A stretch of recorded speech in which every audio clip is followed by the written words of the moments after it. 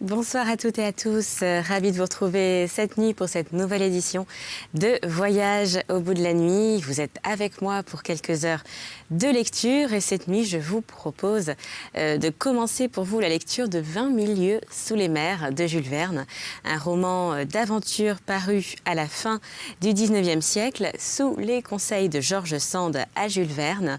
En effet, apparemment l'idée de ce roman daterait de l'été 1865. Jules Verne l'aurait écrit à la suite d'une suggestion épistolaire de son ami George Sand.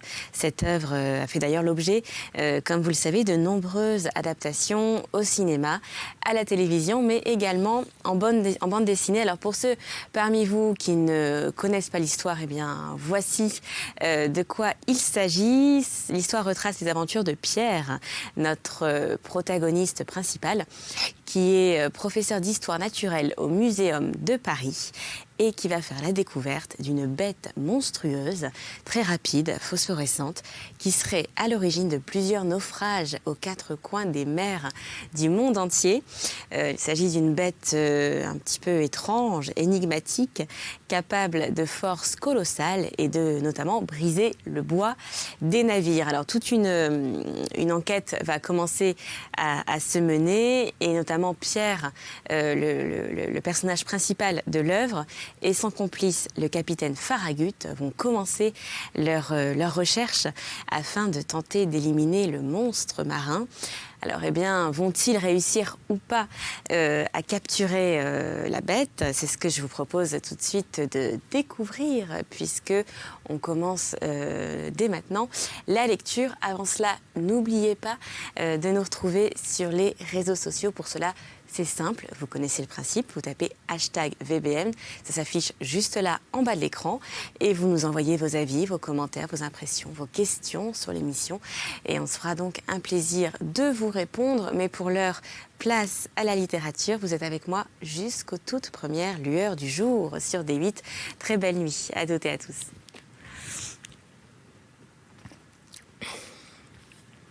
Chapitre 1er. Un écueil fuyant. L'année 1866 fut marquée par un événement bizarre, un phénomène inexpliqué et inexplicable que personne n'a sans doute oublié. Sans parler des rumeurs qui agitaient les populations des ports et surexcitaient l'esprit public à l'intérieur des continents. Les gens de mer furent particulièrement émus. Les négociants, armateurs, capitaines de navires, skippers et masters de l'Europe et de l'Amérique, officiers des marines militaires de tout pays, et après eux les gouvernements des divers États des deux continents, se préoccupèrent de ce fait au plus haut point. En effet, depuis quelque temps, plusieurs navires s'étaient rencontrés sur mer avec une chose énorme, un objet long, fusiforme, parfois phosphorescent, infiniment plus vaste et plus rapide qu'une baleine.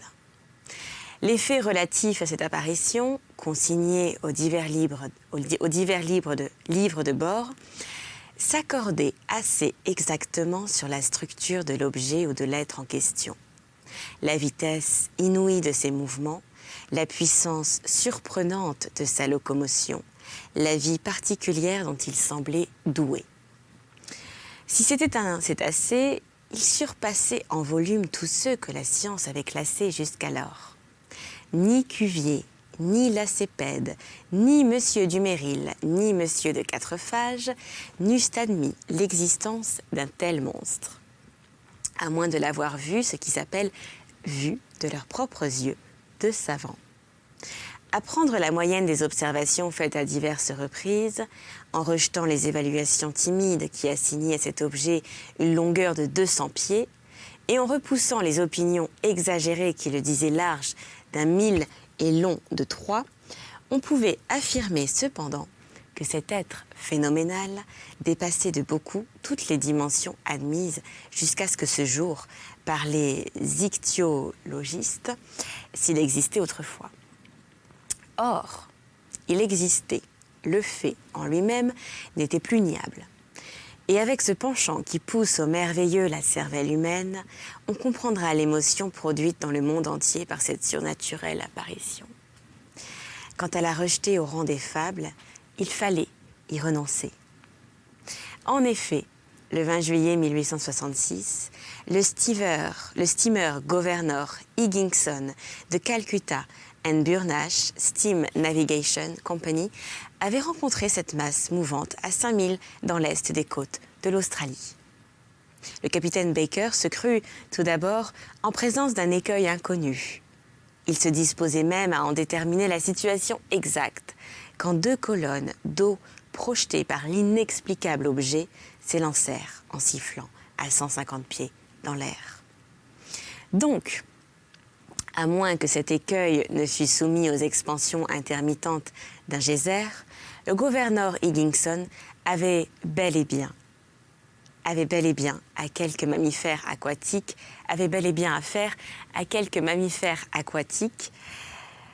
inconnus jusque-là, qui rejetaient par ces évents des colonnes d'eau mélangées d'air et de vapeur. Pareil fait fut également observé le 23 juillet de la même année dans les mers du Pacifique par le Cristobal Colon du West India and Pacific Steam Navigation Company. Donc ce cétacé extraordinaire pouvait se transporter d'un endroit à un autre avec une vélocité surprenante, puisqu'à 3 jours d'intervalle, le gouverneur Higginson et le Cristobal Colon l'avaient observé en 2 points de la carte séparés par une distance de plus de 700 lieues marines. 15 jours plus tard, à 2000 lieues de là, l'Helvetia de la Compagnie nationale et le Shannon du Royal Mail, marchant à contrebord dans cette portion de l'Atlantique comprise entre les États-Unis de l'Europe, se signalaient respectivement le Monstre par 42 et 15 de latitude nord et 60-35 de longitude à l'ouest du méridien de Greenwich.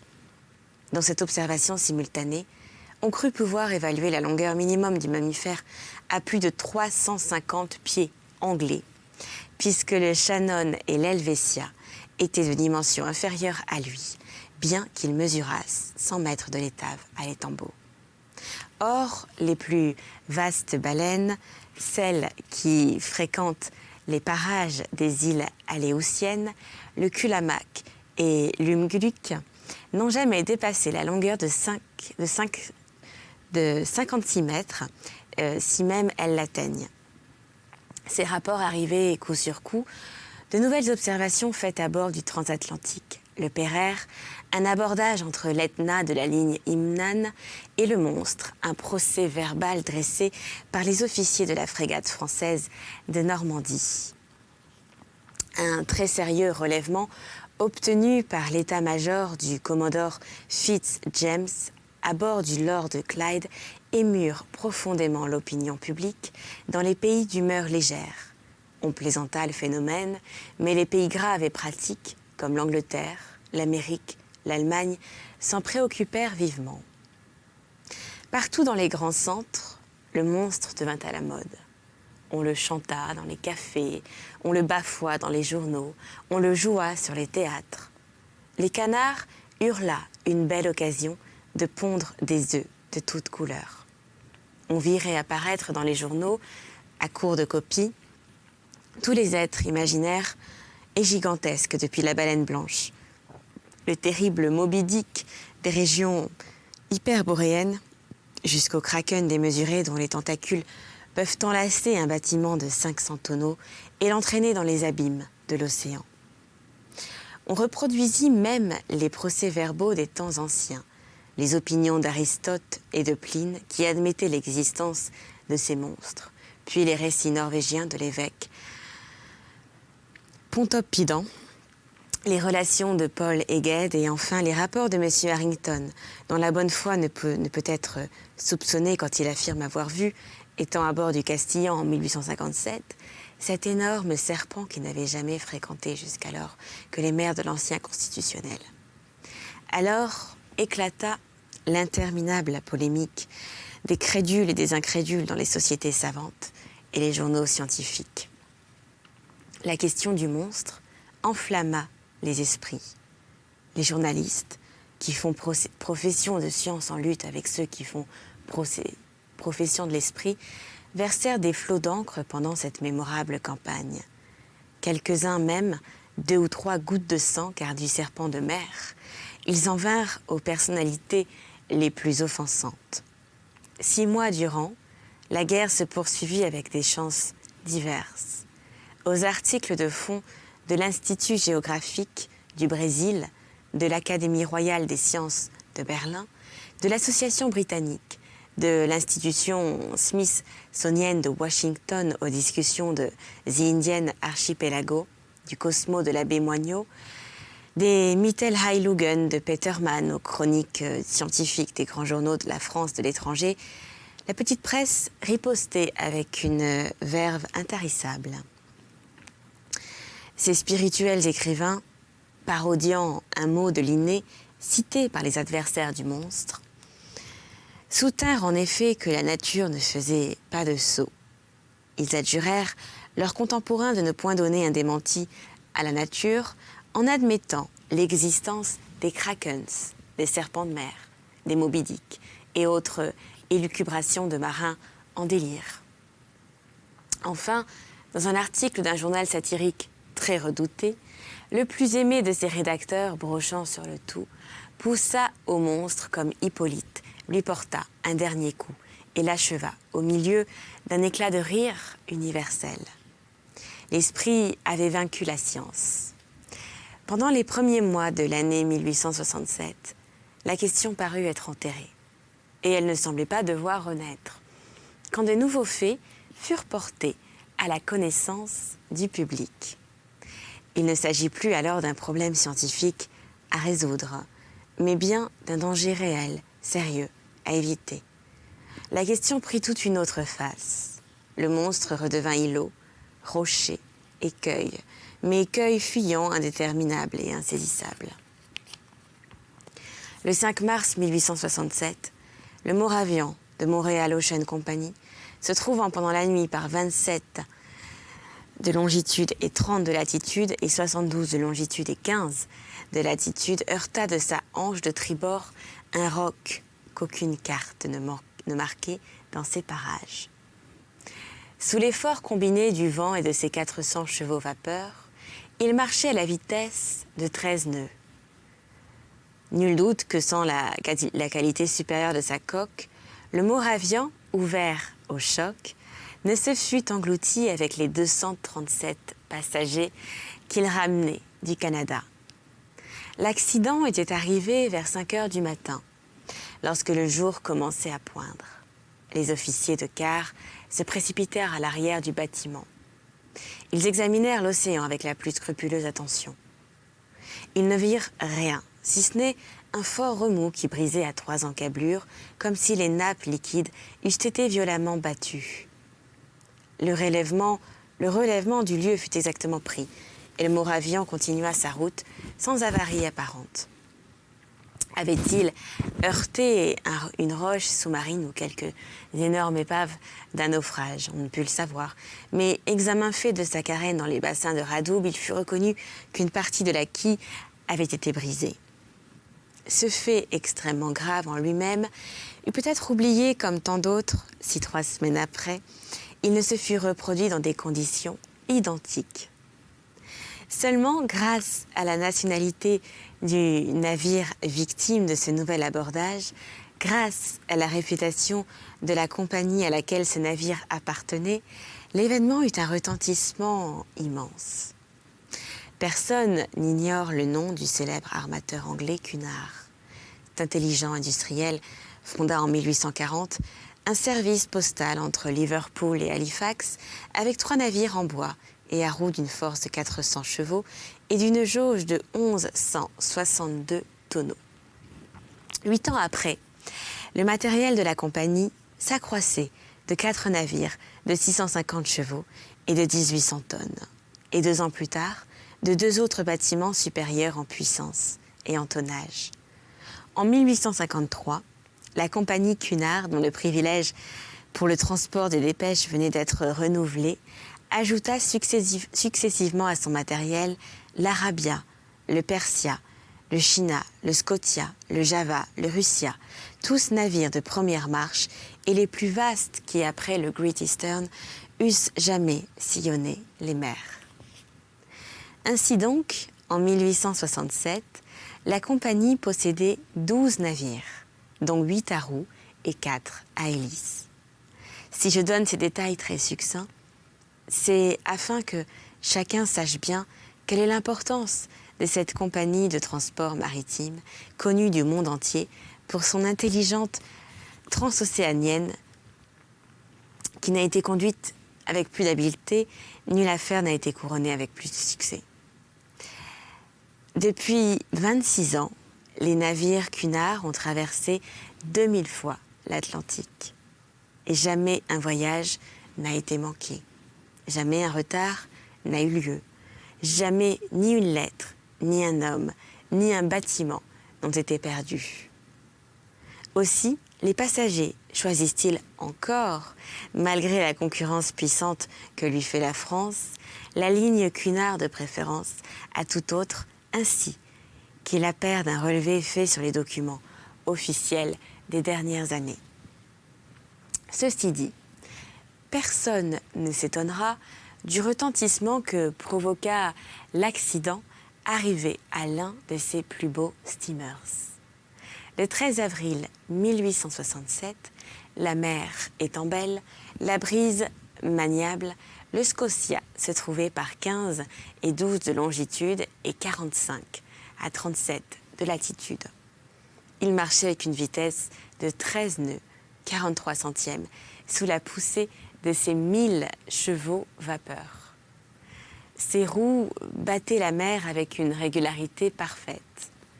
Son tirant d'eau était alors de 6 mètres 70 centimètres et son déplacement de 6624 mètres cubes. À 4h17 du soir, pendant le lunch des passagers réunis dans le grand salon, un choc peu sensible, en somme, se produisit sur la coque du Scotia, par sa hanche et un peu en arrière de la roue de bâbord. Le Scotia n'avait pas heurté, il avait été heurté, et plutôt par un instrument tranchant ou perforant que contondant. L'abordage avait semblé si léger que personne ne s'en fut inquiété à bord, sans le cri des caliers qui remontèrent sur le pont en s'écriant « Nous coulons, nous coulons !» Tout d'abord, les passagers furent très effrayés, mais le capitaine Anderson se hâta de les rassurer. En effet, le danger ne pouvait être plus imminent. Le Scotia, divisé en 7 compartiments par des cloisons étanches, devait braver impunément une voie d'eau. Le capitaine Anderson se rendit immédiatement dans la cale. Il reconnut que le 5e compartiment avait été envahi par la mer et la rapidité de l'envahissement prouvait que la voie d'eau était considérable. Fort heureusement, ce compartiment ne renfermait pas les chaudières, car les feux se fussent subitement éteints. Le capitaine Anderson fit stopper immédiatement et l'un des matelots plongea pour reconnaître l'avarie. Quelques instants après, on constatait l'existence d'un trou large de 2 mètres dans la carène du steamer. Une telle voie d'eau ne pouvait être aveuglée et le Scotia, ses roues à demi noyées, dut ainsi continuer son voyage. Il se trouvait alors à 300 milles du Cap Clear et après 3 jours d'un retard qui inquiéta vivement Liverpool, il entra dans les bassins de la compagnie. Les ingénieurs procédèrent alors à la visite du Scotia qui fut mise en cale sèche. Ils ne purent en croire leurs yeux. À 2,5 mètres au-dessous de la flottaison s'ouvrait une déchirure régulière en forme de triangle isocèle. La cassure de la tôle était d'une netteté parfaite et elle n'eût pas été frappée, plus sûrement, à l'emporte-pièce. Alors, que va-t-il donc se passer avec ce fameux monstre marin? C'est ce que je vous propose de découvrir avec moi lors d'un prochain épisode de Voyage au bout de la nuit. D'ici là, portez-vous bien. N'oubliez pas de nous retrouver sur les réseaux sociaux. Vous tapez #VBN, ça s'affiche juste là en bas de l'écran pour vos avis et vos commentaires sur l'émission. Également en replay, vous nous retrouvez sur le site de la chaîne www.d8.tv. Quant à moi, je vous embrasse et je vous dis à très bientôt pour la suite. Très belle nuit sur D8.